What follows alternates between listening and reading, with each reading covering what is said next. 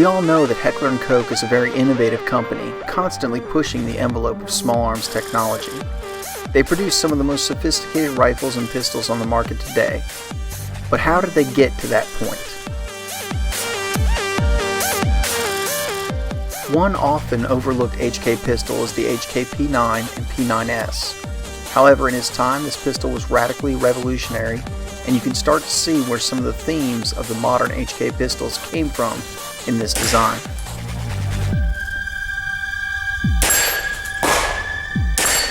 Heckler & Koch began design of the P9 around 1965 to complement their roller-delayed blowback series of rifles, like the very popular G3. And yes, this pistol does feature a roller-delayed blowback system just like the G3 and MP5 rifle.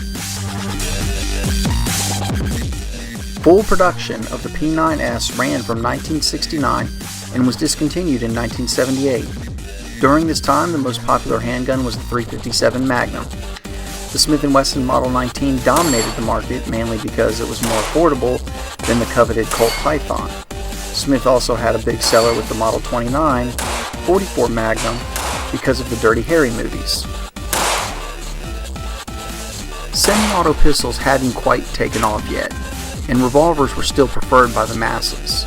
If someone did want to be adventurous and get a semi-auto, the number one choice was of course the 1911. At least some things never change. But this is all just to give you an idea of the market that HK released the P9 into.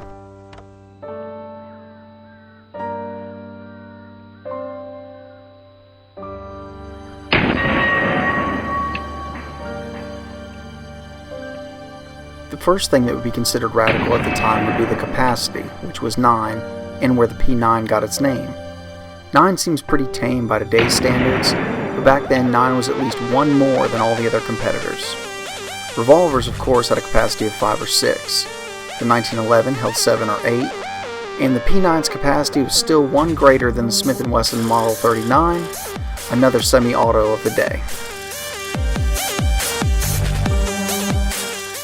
Also similar to the roller lock rifles, the HK P9 has a stamped steel frame with a polymer trigger guard, definite sign of things to come.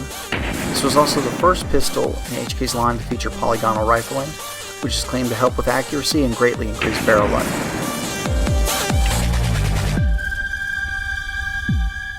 One interesting little note about this gun is it was used by the United States Navy in limited numbers for use with a sound suppressor, making it the first handgun that the U.S. contracted from HK. Ergonomically, this gun is interesting and takes some bold design characteristics, especially for the time.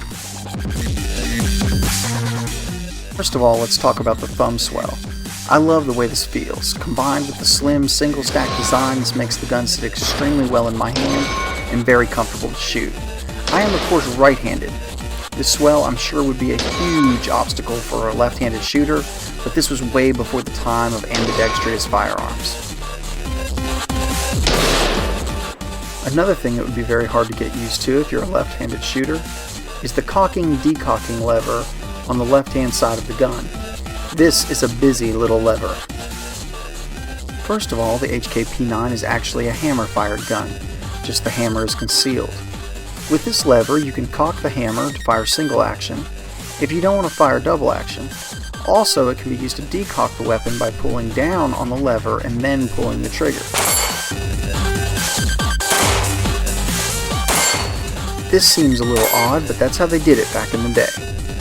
One more function for the magic lever is it's also the slide release for the firearm.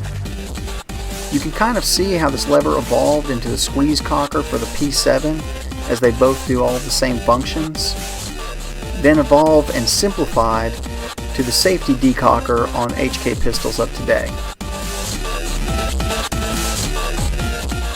There's also a large trigger guard that can be used with gloves, slide-mounted safety, and a European-style heel magazine release.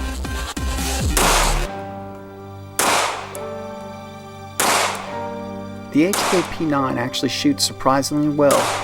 The trigger is good, it just takes a little getting used to. There's a lot of take-up, but it's smooth, and when it finally breaks, it's very light and crisp. We've already touched on the fact that the gun is extremely comfortable, as long as you're right-handed. The thumb swell, coupled with the slim single-stack frame, and the small finger grooves give you a very good purchase on the firearm.